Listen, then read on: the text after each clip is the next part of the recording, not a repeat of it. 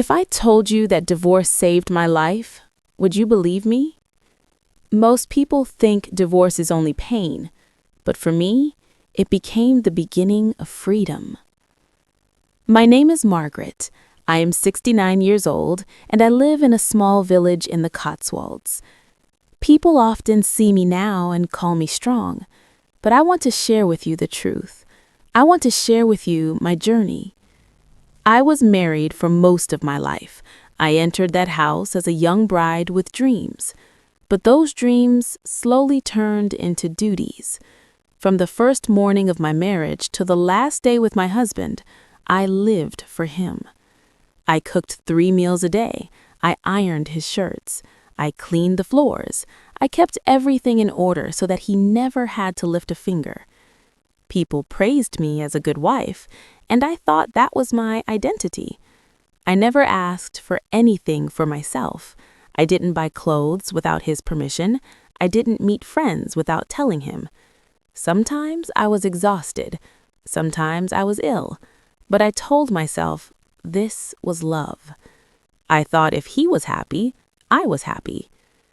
I remember a day when I had terrible flu. My body was burning, my head was pounding, but he asked me to iron his clothes. I stood there with tears in my eyes, pressing his white shirt whilst my hands shook.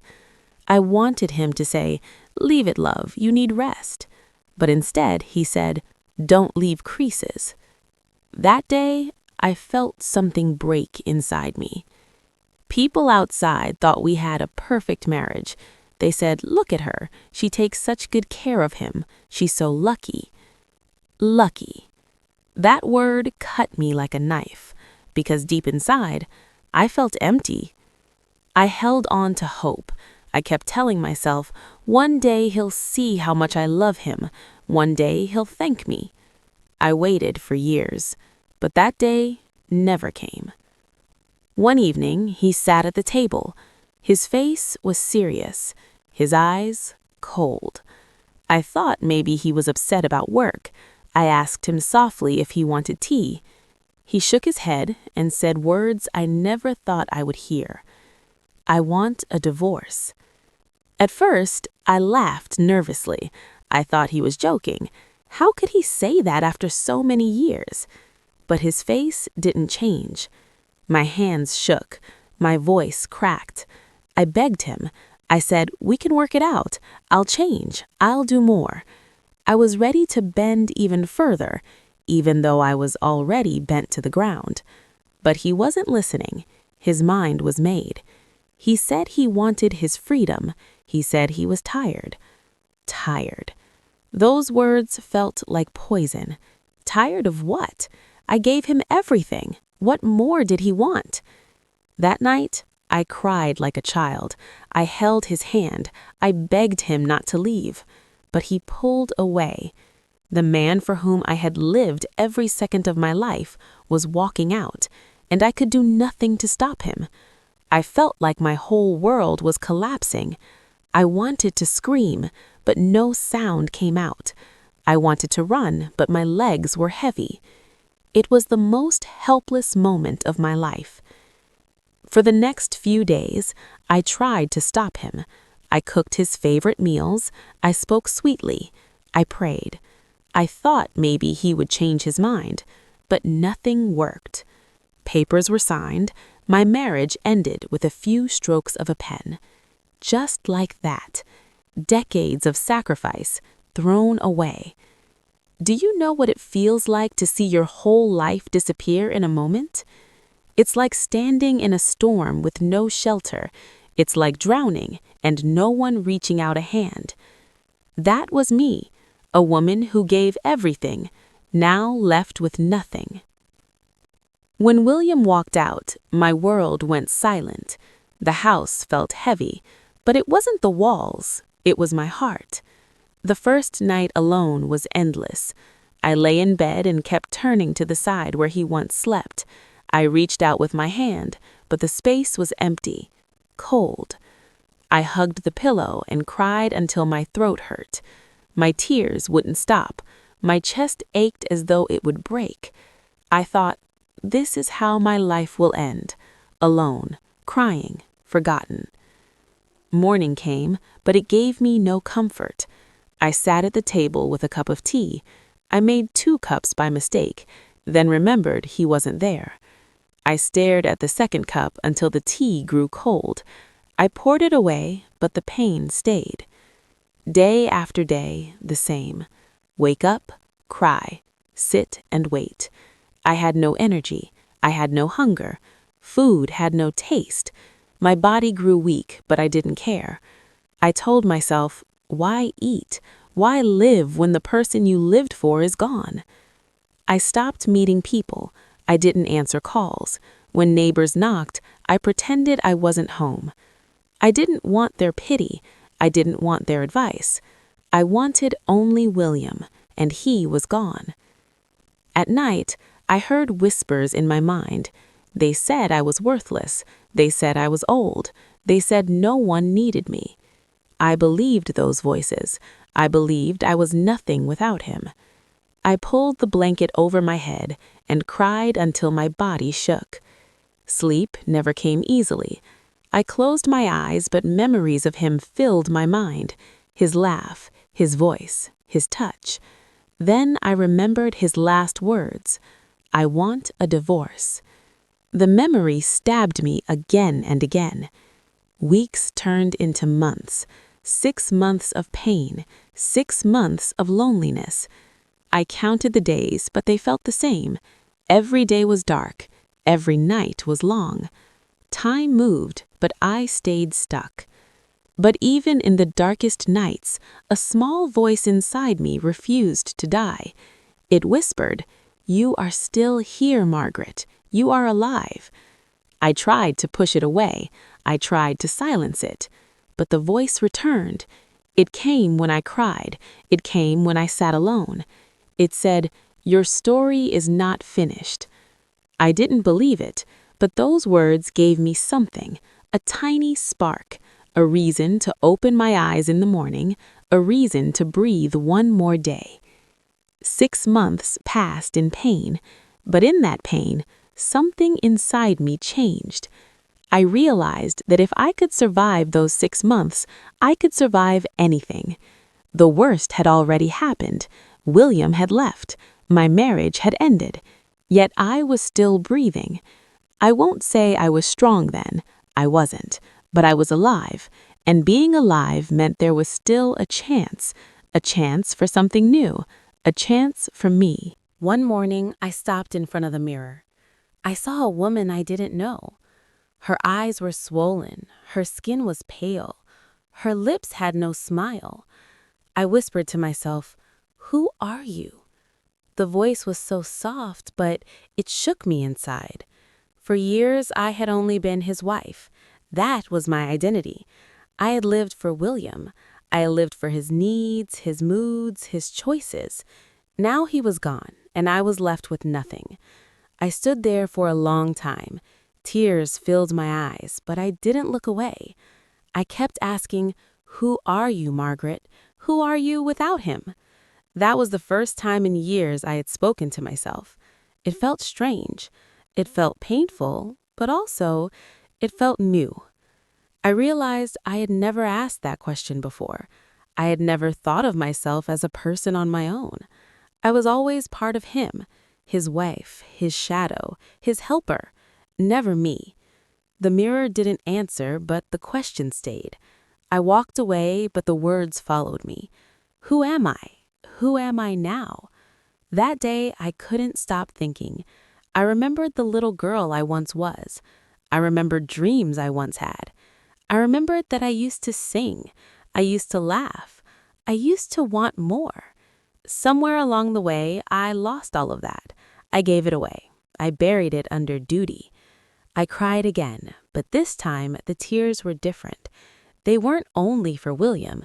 They were for me, for the woman I had forgotten, for the life I had sacrificed, for the years I could never get back. That evening, I sat at the table and wrote in a small notebook. I wrote one line, "I am still here." My hand was shaking, but the words were clear. I am still here. It wasn't strength yet, it wasn't courage yet, but it was a beginning. The next morning, I looked in the mirror again. My face was the same, but I spoke out loud. I said, "Margaret, you are not gone. You are not only his wife. You are you." The sound of my own voice surprised me. It was weak, but it was real. I hadn't heard myself in so long. I touched the glass and whispered, "I will find you again." That promise became my new breath. It was small, but it kept me standing. The darkness was still there. The pain was still sharp. But now there was also a question that opened a door. Who am I if not his wife? I didn't have the answer yet, but I was ready to search. The question in the mirror stayed with me.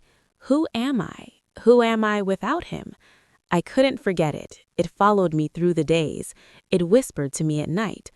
One morning, I sat at the table. I held a pen in my hand. I opened a notebook and wrote again. This time, I wrote more than one line. I am still here. I want to live. I must find myself. The words looked strange on the page, but they gave me strength. I decided to do one small thing, something just for me. For the first time in years, I cooked a meal that I liked, not his favorite, not something he wanted, only mine. I sat at the table and ate slowly. Tears came to my eyes because it felt new. It felt like I was feeding myself, not just surviving. The next day, I looked at my hands.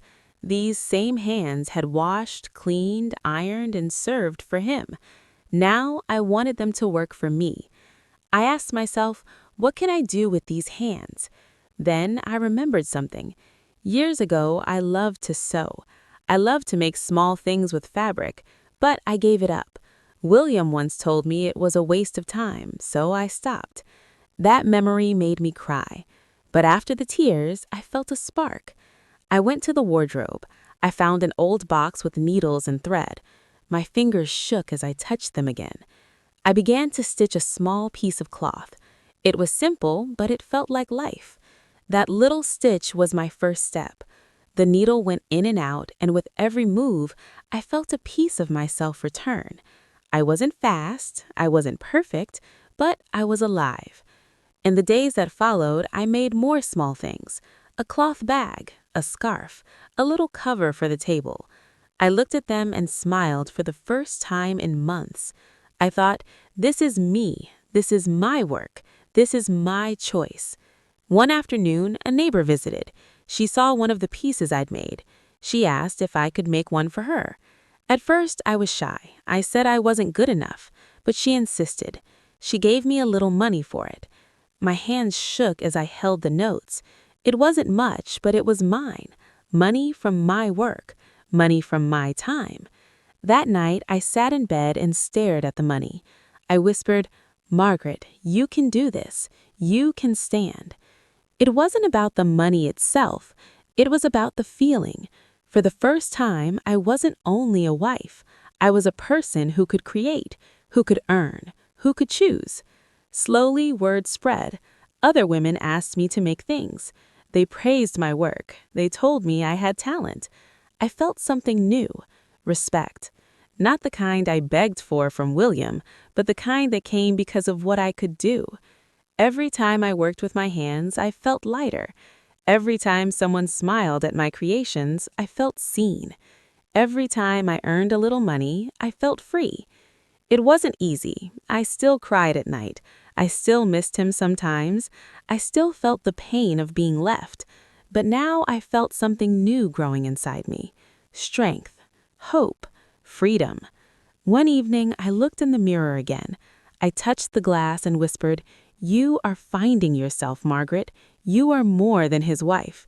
You are you." This time, I believed it a little more. The first steps were small. A meal for myself, a stitch in fabric, a neighbor's smile, a little money in my hand. But those small steps carried me forward. They carried me out of the darkness. I was learning that I could live. I was learning that I could even rise. Little by little, my work began to grow. At first, it was only one neighbor, then another. Soon, people I didn't even know came to me. They wanted the things I made. They said my work was special. They said it had care inside it. The first time I earned real money, I sat and stared at it for a long time. It wasn't about the notes themselves. It was about the meaning. For years, I had served without pay, without thanks. Now, for the first time, the world was giving me something back. Orders kept coming. I began to work longer hours. But this time, it didn't feel like slavery. It felt like purpose. Each stitch was mine. Each design was mine. Each piece carried a part of me. Soon, I was earning more than I ever imagined. My savings increased. I paid bills without fear. I bought things without asking permission. I felt a power I had never known, the power of freedom. But the best part wasn't only money. It was respect. Women from the village came to me. They asked how I started. They asked how I kept going. They said I was an inspiration. I looked at them and smiled with tears in my eyes. Me, Margaret, who once thought life was over, was now giving hope to others. I began to help people. I gave free pieces to women who had little. I shared part of my earnings with families who were struggling. I listened to their pain, and I told them my story. I said, if I can rise, so can you. The more I gave, the richer I felt, not only in money, but in spirit. I was no longer empty. I was full of meaning, full of life. One day, a local paper wrote about me. They called me a woman of courage. They wrote about how I rebuilt myself after divorce. When I read the article, I cried, not because of sadness, but because my life, which once felt worthless, now had value in the eyes of others. Soon, I was invited to speak to groups. I stood in front of women who had lost hope. I shared my story. I told them about the pain, about the nights of tears, about the mirror that asked me who I was. And I told them about the small steps, the first stitch, the first sale, the first smile. They listened with open hearts. Some cried with me. Some hugged me after. They told me my words gave them strength. I realized then that my story wasn't only mine, it was a gift to others. When I looked in the mirror now, I no longer asked, "Who are you?" I knew the answer. I smiled and said, "You are enough. You are more than enough." Success had changed my life, but more than that, freedom had given me peace. I no longer lived in darkness. I lived in light of my own making. But then, one evening, something happened that I never thought would happen again. William came back. I was sitting at the table when I heard the knock. My heart skipped a beat. When I opened the door, I saw him, the man who had left me, the man who broke me, standing there. His hair was grayer now. His face looked tired, but his eyes were different. They weren't cold this time. They were searching. For a moment, I froze. My hands shook. My breath caught in my chest. Memories came rushing back. Nights of tears, days of loneliness. The moment he said he wanted a divorce. The sound of the door closing behind him. All of it hit me at once. He spoke softly. He said my name, Margaret. I didn't answer at first. I only stared at him. Then I stepped aside and he came in. We sat across from each other, just like we had so many times before. But this time, the air was different. I was not the same woman anymore. I was not the one who begged. I was not the one who feared. I was someone new. He began to talk. He told me he'd seen my name in the paper. He told me he'd heard about my work, about how people respected me. He said he was proud. His words sounded strange in my ears. Where was this pride when I ironed his shirts with Flu? Where was this pride when I begged him to leave? I listened in silence. Then he said the words I knew were coming. I made a mistake. I shouldn't have left. I want to come back. My chest tightened. Part of me wanted to scream. Part of me wanted to cry. Part of me wanted to laugh. He wanted to come back now after all the pain, after I'd rebuilt myself from nothing. I looked at him carefully. His eyes were soft, almost pleading. He was not the strong, cold man who once walked away. He was smaller now, weaker. But I remembered everything. I remembered the nights on the floor, crying until I couldn't breathe. I remembered the mornings when I had no reason to wake up. I remembered the shame of signing those papers with tears on my face. And I remembered how I rose. I remembered the first stitch, the first pound I earned, the respect in the eyes of women who looked up to me. The moment I looked in the mirror and told myself, "You are enough." He asked again. He said he was lonely. He said he wanted me back. He said we could start over. Tears filled my eyes, but they weren't for him. They were for me, for the woman who had once begged this man to leave her, for the woman who had been left as though she was nothing.